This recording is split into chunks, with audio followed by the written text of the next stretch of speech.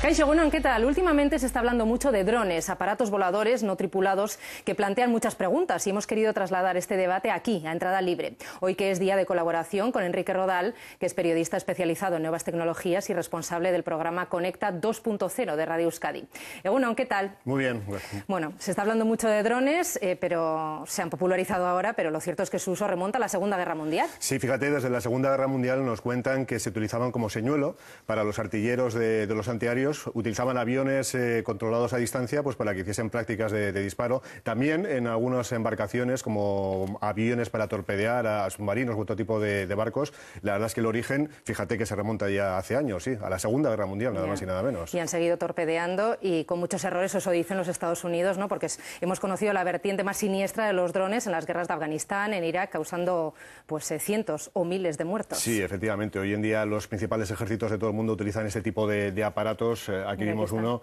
Drones son aviones controlados a distancia que pueden bombardear determinadas zonas sin riesgo para ningún piloto, etcétera. Y la verdad es que la tendencia es que los ejércitos van a dotar a sus fuerzas siempre con este tipo de aparatos. Y no sabemos exactamente cuántos drones tienen. Se calcula que en Estados Unidos las fuerzas aéreas tendrían unos 20.000, pero o sea que estamos plagados de drones ya. Sí, sí, hay muchos drones. Estados Unidos es un ejército, pero seguro que Rusia o Israel también tienen drones de este tipo. Es una tendencia, yo creo que de todos los ejércitos, no solo a tener drones, estos aparatos voladores, sino también robots. Dicen que de cara al futuro las guerras se van a librar entre aparatos voladores no tripulados y también robots controlados a distancias que bueno, puedan luchar contra otro tipo de ejércitos más débiles que no tengan esos aparatos. El Pentágono está invirtiendo mucho dinero, por ejemplo, en investigar robots aplicados a la guerra, sí. Bueno, ahora se están descubriendo o investigando todas las posibilidades que hay en el ámbito civil de los drones, pero bueno, cabe destacar que buena parte de la tecnología que utilizamos a día de hoy los civiles se ha desarrollado en el ámbito militar, ¿no? Como el GPS, Internet. Sí, lo que comentábamos al principio, la verdad es que la guerra, sobre todo la Segunda Guerra Mundial, pues hubo muchos avances, sobre todo de cara a que los países se armasen para poder ganar la guerra, y muchas de esas aplicaciones, los cohetes, etcétera, la llegada a la Luna, todo tiene un origen en las guerras, ¿no? Es un poco la contraposición, ¿no? Lo que ocurre con las guerras, que tienen obviamente su lado negativo, pero también en avances tecnológicos han tenido sus aspectos más que positivos. Sí. Y ahora vamos a hablar de las empresas que se están planteando el uso de drones para facilitarse el trabajo, como es el caso de Amazon y el reparto de libros. Sí, Amazon, pues bueno, nos sorprendió hace tiempo ya comentándonos que estaban trabajando en la posibilidad de aquí a 5 años de que sus pedidos pudiesen ser repartidos por drones como estos, ¿no? Aparatos voladores de Amazon. La verdad es que Amazon no es pionera tampoco en este tipo de servicios, ya que hay empresas como UPS, como DHL, incluso como Telepizza, que también están trabajando en este tipo de aparatos que puedan realizar los envíos a cualquier parte del mundo. Hombre, la verdad es que la tecnología está sobre la mesa, pero yo creo que las posibilidades son un poco remotas, ¿no? Porque a ver cómo un aparato de este tipo puede sobrevolar un espacio aéreo, llegar exactamente a la puerta de tu casa, dejarte el dron, que albarán firmas, en fin, bueno, lo veremos, ¿no? Veremos sí. qué bueno, ocurre. Mira, aquí lo estamos viendo en pantalla, ¿no? Sí, pero claro, esto es una prueba, pero imagínate en la realidad todos los aparatos que podemos tener en el futuro, ¿no? Volando. Esto habrá que regularlo. Sí, de hecho hay un estudio de las autoridades aéreas estadounidenses que calculan que de aquí al año 2025 habrá más de 10.000 drones sobre su espacio aéreo. Es decir, drones no solo militares, bueno, vemos aquí una especie de invasión de los mundos, ¿no? Pero sí. Bueno, esto es fantasía, es una recreación. Esto es imaginación, pero bueno, que seguro que acaba pasando algo así. Pero bueno, al final si empresas de mensajería empiezan a utilizar estos aparatos para hacer los repartos, se le ven otras finalidades de las que vamos a hablar ahora que son más que interesantes, pues puede llegar un momento en que sí, en nuestro espacio aéreo quede un poco repleto completamente de drones. ¿Sí? También se plantean cuestiones ligadas a la privacidad, ¿no? De cómo estos aparatos pueden acabar atentando contra la privacidad de las personas. Sí, estos drones, cámaras. Muchos de ellos efectivamente llevan cámaras y hemos visto también estos días cómo en Ucrania los manifestantes están utilizando drones para filmar los entornos de donde viven los líderes políticos ucranianos. Entonces utilizan esas imágenes para difundirlas por Internet para que la gente vea cómo esos políticos, pues bueno, el tren de vida que llevan, etcétera. Eso, obviamente, si lo han hecho con políticos de primer nivel, puede ser extrapolable a cualquier persona, ¿no? Cualquiera podemos ser espiados si alguien de una forma remota tiene un aparato volador con una cámara que nos lo empieza a enfocar pues por la ventana por donde vivimos, ¿no? Por ejemplo. Bueno, estamos hablando de los riesgos, pero la verdad es que tienen muchísimas posibilidades los drones. Vamos a quedar con el lado positivo. Obviamente riesgos tiene, como todo, Internet también tiene sus riesgos, pero desde luego las implicaciones positivas que tienen los drones y otras aplicaciones mucho más cercanas, la verdad es que son más positivas que negativas. Vamos a quedarnos con lo bueno. Y aquí en Euskadi hay empresas y entidades que llevan años trabajando ya con drones y hoy vamos a conocer algo más sobre ellas. Dani Tena es profesor, él es el entrevistado de hoy, él es profesor del Departamento de Edificación y Obra Civil del Instituto de Formación Profesional de Bidasoa en Irún y hoy está con nosotros para responder a nuestras preguntas. Vamos a mostrar primero una de las grabaciones que han hecho en Aránzazu con unos de los drones con los que están trabajando y llevando a cabo todas sus investigaciones. Pues fíjense, bueno, esta es una grabación que han hecho en el interior con 2 drones. Ahora mismo pues nos va a contar cómo realizaron esta grabación, porque bueno, tiene su aquel, son imágenes espectaculares, pero todo esto tiene su aquel. O sea que vamos ya a dar la bienvenida y a saludar a Dani. Bueno, nada, pues aquí estamos ya con Dani, Egunon, y bienvenido. Muchas gracias. Bueno, Dani, y tu dron, o el dron de tu escuela, cuéntanos, ¿qué es esto? ¿Qué es un dron? Bueno, un dron básicamente es una aeronave que está pilotada de manera remota desde el suelo. O sea, ¿y sería como un avión de aeromodelismo que hemos manejado todos de pequeños? ¿O? No, el aeromodelismo lo podemos entender más un poco como hobby y los drones son, por lo menos los que utilizamos nosotros, son más herramientas profesionales destinadas a hacer algo, algún tipo de trabajo. Hemos hablado de diferentes finalidades ahora mismo, en el principio militares, fines de reparto. ¿Vosotros en vuestro centro educativo para qué los utilizáis, Dani? Sí, nosotros bueno, estamos desarrollando un proyecto de innovación de la Viceconsejería de Formación Profesional y un poco la idea es introducir la utilización de drones en la formación de nuestros alumnos para realizar determinadas operaciones, por ejemplo, fotogrametría, fotografía y vídeo, por supuesto, que es la más directa, y trabajar con imágenes termográficas, con imágenes multiespectrales para estudios de vegetación, de edificación y demás. Mira, ahí os vemos en pantalla, ¿eh? Estás con tus alumnos que habéis volado un dron diferente a este. Claro, cada dron tiene sus características, ¿no? O sea, ¿para qué lo utilizáis? ¿Y es el que estamos viendo en imágenes? ¿Para qué? Sí, mira, este se ha comprado con fines didácticos. Ya veis que la diferencia con el que estamos viendo en pantalla es que ese es bastante más cerrado, este es más modular. Se ven los componentes, están a la vista y sobre todo que podemos cambiar piezas. Entonces, como la finalidad es que los alumnos aprendan a utilizarlos, damos por supuesto que se van a romper algunos componentes. Entonces, pues que podamos hacer pequeñas reparaciones y demás. Es un campo pues que tiene muchísimas posibilidades, ¿no? O sea, que el número de alumnos está creciendo de forma vertiginosa, ¿o qué? Cuéntanos un poco cómo van las matriculaciones. Se habla de que, bueno, en matriculaciones todavía estamos en proceso de implantación de este tipo de tecnologías, pero sí que se habla que, por ejemplo, en Estados Unidos, de aquí a 2020, van a aparecer pues, en torno a 20.000 ofertas de trabajo nuevas relacionadas directamente con los drones y con su utilización.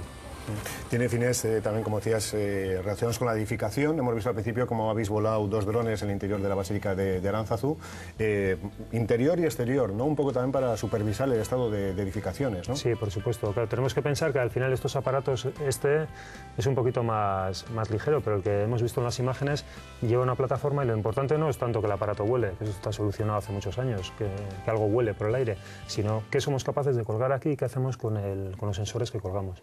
Pueden ser sensores fotográficos, cámaras termográficas, cámaras multiespectrales. En este caso, no sé si nos puedes encender este avión después de contarnos qué es lo que lleva, porque ¿qué es lo que lleva aquí abajo? Sí, este en concreto lleva la batería, veis cómo lleva una cámara pequeñita aquí en la parte delantera.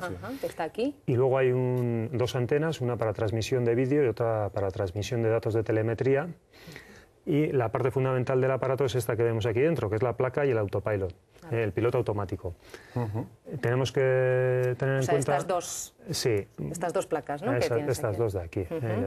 Entonces, hay que tener en cuenta que la manera de volar con un dron se puede volar de 2 maneras diferentes. Una en manual, en la que cogemos el mando y lo llevamos donde queremos, siempre dentro del alcance visual. Tú tienes una cámara en la que ves por dónde estás. Sí, por supuesto. ¿No? Yo estaría viendo en el portátil o en la PDA, estaría viendo en tiempo real lo que está viendo el aparato. Sí.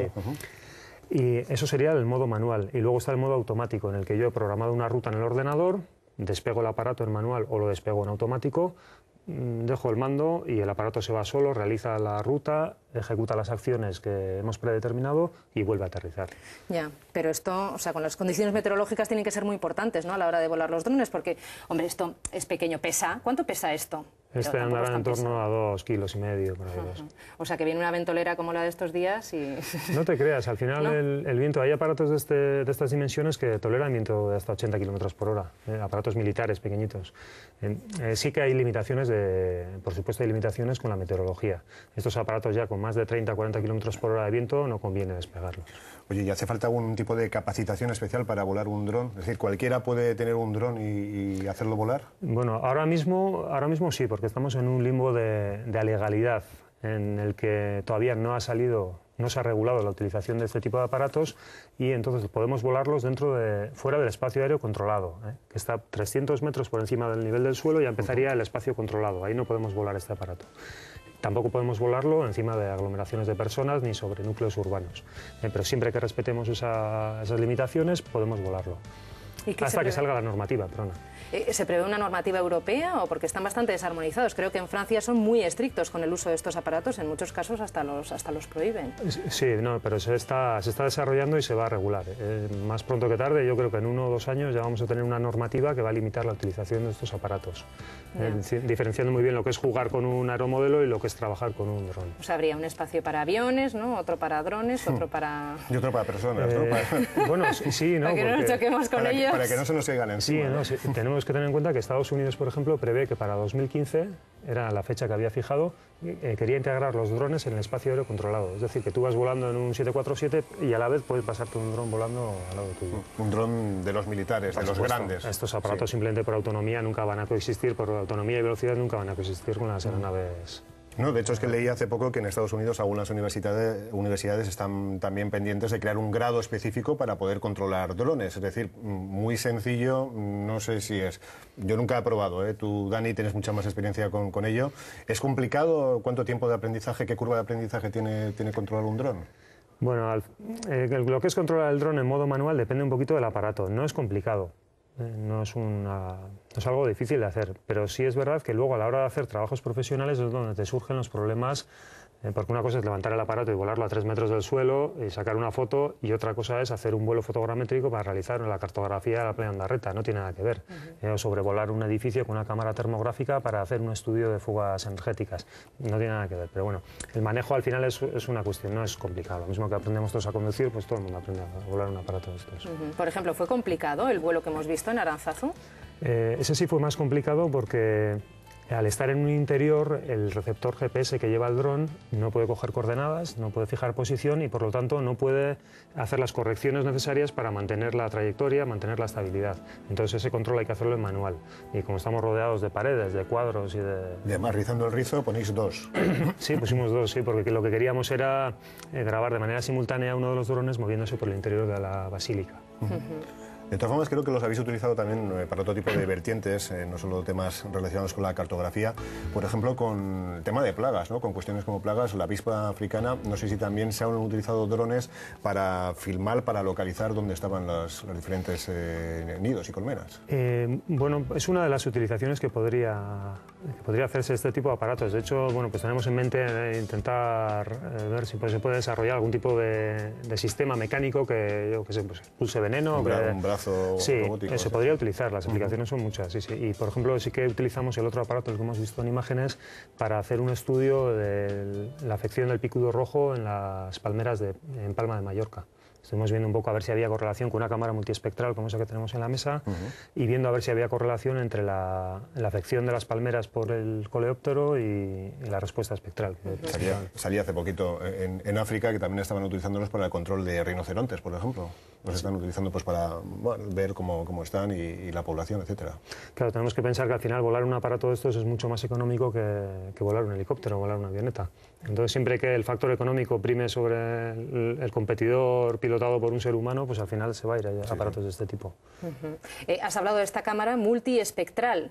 ¿Qué es lo que hace exactamente? Son estas cámaras, porque algunas detectan calor, ¿no? Y es a través de este calor que detectan pues que segregan cierto líquido, el insecticida, lo que sea. ¿En qué consiste?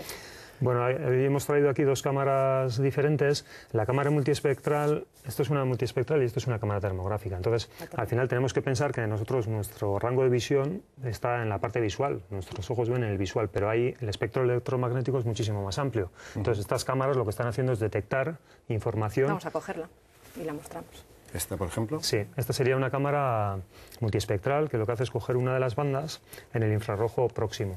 Y esta es muy útil para hacer estudios de vegetación, porque a través de las imágenes que obtenemos podemos sacar índices, podemos ver, por ejemplo, el grado de estrés de determinadas plantaciones. ¿Y esta otra? ¿Y esa otra? Y esto es una cámara termográfica.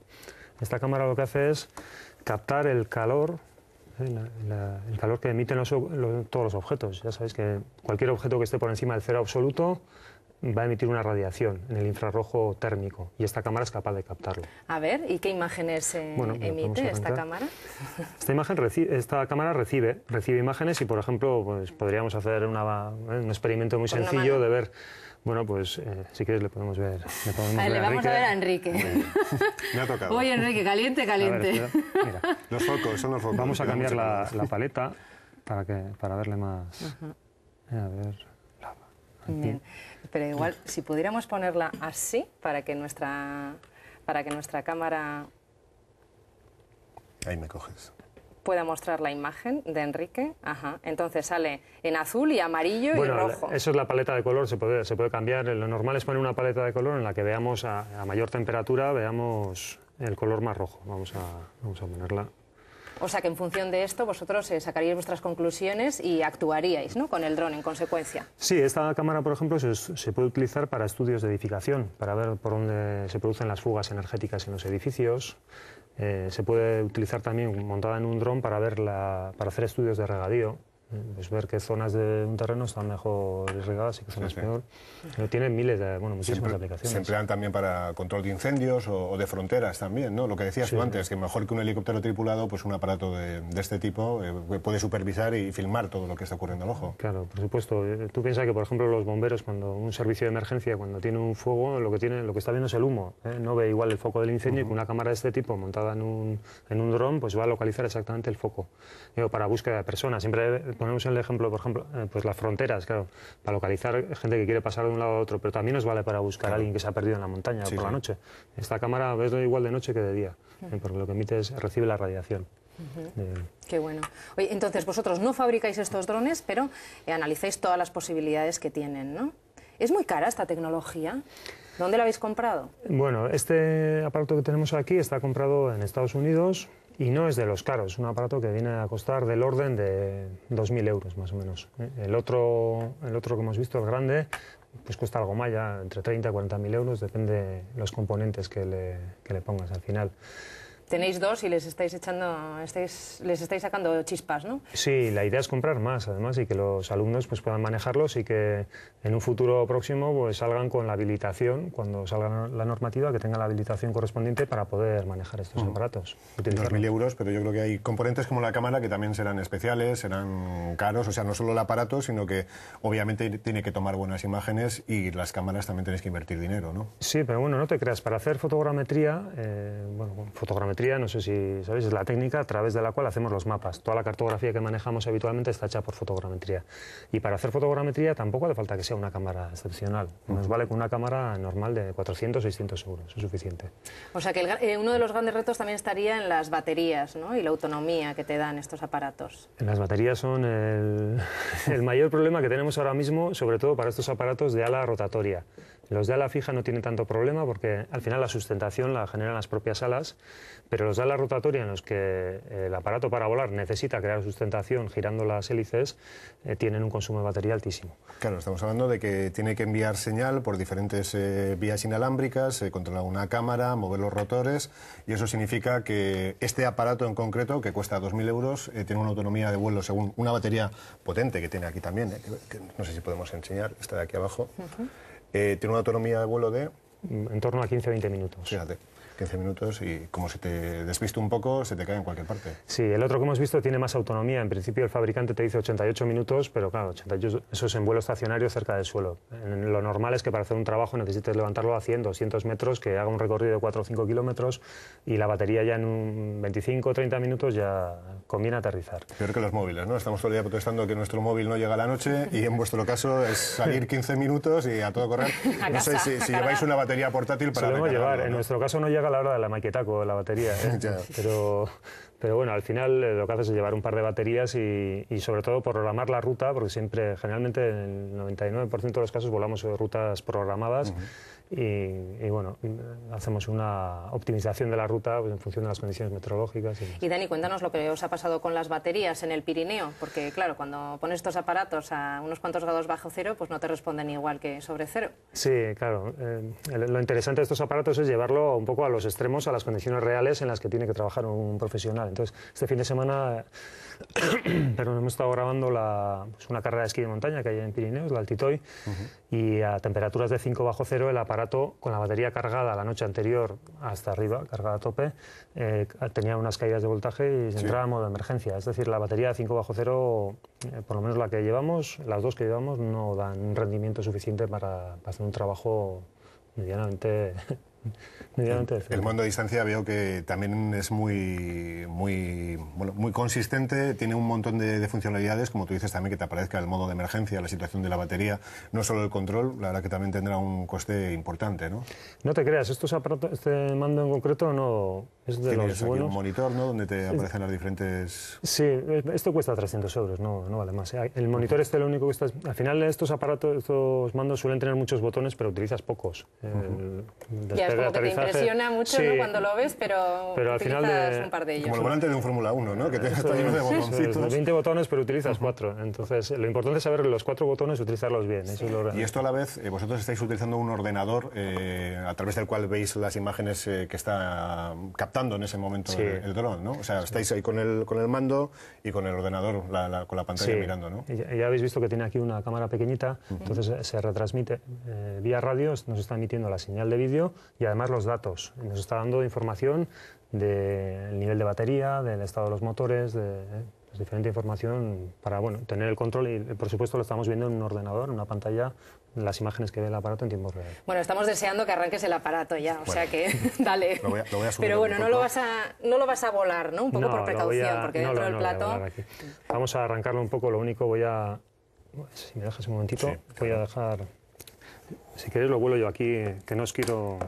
Claro, nos apartamos un poco. Sí. Porque, ¿qué pasa? Que en los primeros metros, hasta que se alza un par de metros o así, el aparato es un poco inestable, ¿no? Por eso no lo volamos aquí libremente. El efecto suelo que tiene las hélices, el propio empuje de las hélices hace pues, que un poco sea más inestable.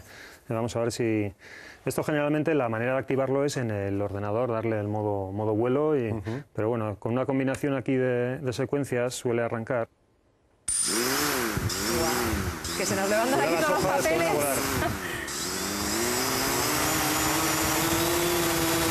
Es aire, no vale de ventilador.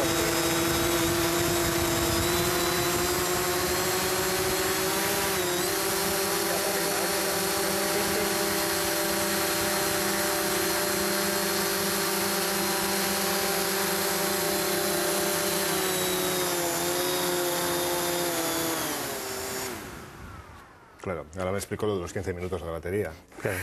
Tiene una potencia esto impresionante, sí. Vamos a subarlo. Ahí, ya está. Sí, lo de también no volarlo dentro del plató, ¿no? Porque sería un poco irresponsable. Sí, un poquito sí. Sí, tiene muchísima fuerza. Esto te pilla la oreja o el pelo y, vamos, te enteras. Oye, ¿por qué esta forma? ¿Por qué no pueden ser de otra forma? Porque todos tienen las hélices así, como en triángulo. Bueno, hay un montón de aparatos diferentes. Estos son de ala rotatoria y luego están los de ala fija. Hay de 3 hélices, de 6, de 8, hay un montón de modelos diferentes. Pero el caso es que tengan estabilidad estos as de Claro, por supuesto, si al final la estabilidad es elevada, por lo menos 3 hélices va a necesitar para volar estable. ¿Cuáles son las diferencias entre ala fija y ala rotatoria? Me imagino que el despegue en vertical, ¿no? Estos aparatos van muy bien, por ejemplo, cuando vamos a hacer fotografía vertical, o sea, fotografía aérea, fotografía de panorámica, por ejemplo. La diferencia es que pueden volar estacionario. Claro, tú una ala fija, como la sustentación la genera la velocidad, la propia velocidad del aparato, necesitas que esté moviéndose continuamente a 30-40 km por hora mínimo. Este aparato se puede quedar quieto en el aire. Esa es la gran diferencia. Entonces, para muchas aplicaciones, estos aparatos son idóneos, pero para otras aplicaciones es mucho mejor una ala fija. Además, tiene muchísima más autonomía. Ahí estamos hablando de que con motores eléctricos podemos volar de en torno a 1 o 2 horas. Aquí estamos hablando de 15 minutos. Bueno, y luego hay aparatos pequeñísimos también, ¿no? O sea, que para poder hacer labores de espionaje, o sea, que ya no es ciencia ficción, vamos, que estamos hablando de un tamaño de insecto, de mosca. Sí, ese no es nuestro campo, pero sí que existen aparatos que ya se reducen a gramos. Sí. Robótica aplicada pues, a este tipo de cuestiones. Hemos visto que hay un par de asignaturas pendientes en este campo. Una de ellas, la hemos comentado antes, el tema de la privacidad, ¿no? El tema de que cualquiera con un dron y con una cámara pues puede acceder a grabar imágenes que pueden atentar contra la privacidad de otras. No sé si eso os preocupa de alguna manera. Vosotros sé que obviamente os dirigís a un campo muy específico, pero también el futuro de los drones pasa por esa reglamentación que contempla cuestiones como esta, ¿no? Sí, por supuesto tendrá que contemplarlas.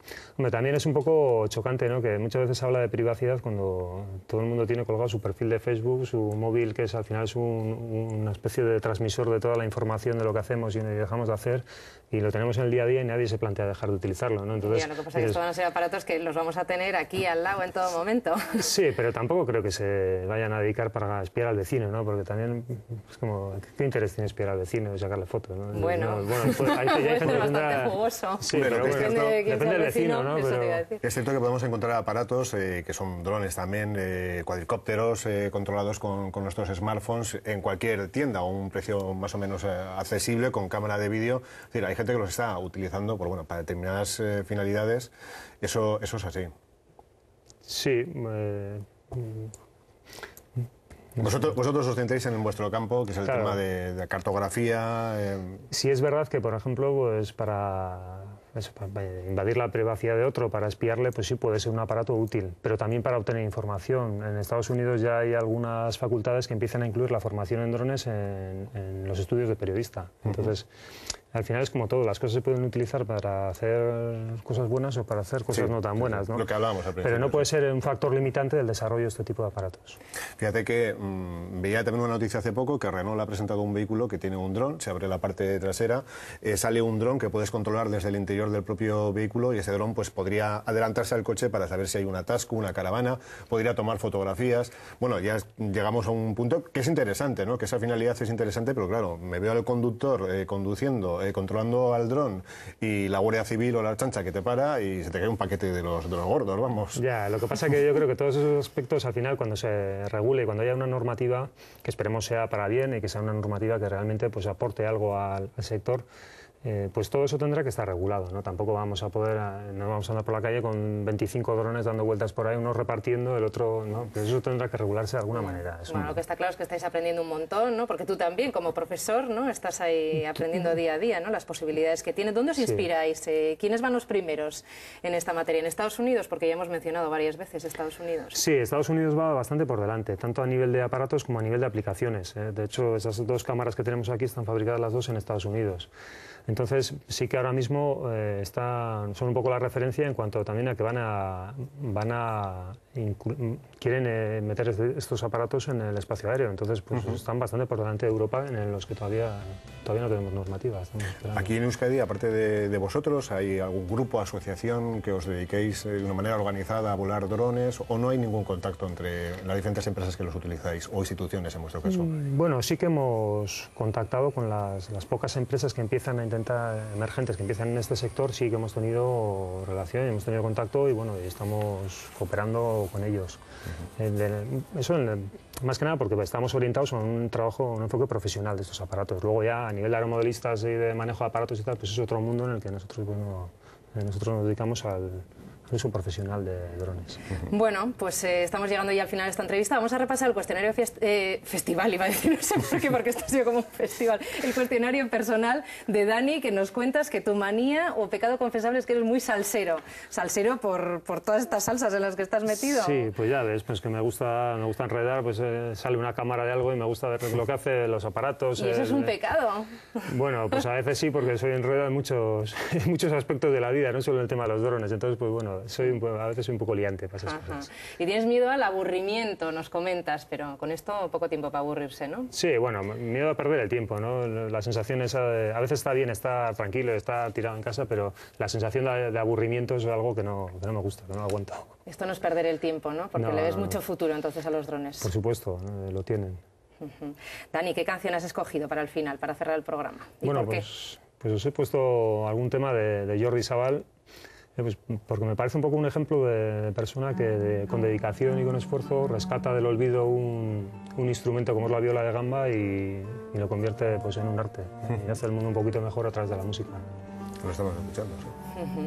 Pues nada, tenemos que ir cerrando ya esta entrevista, pero muchísimas gracias por habernos descubierto el mundo de los drones y todas sus posibilidades. Gracias a vosotros por invitarme.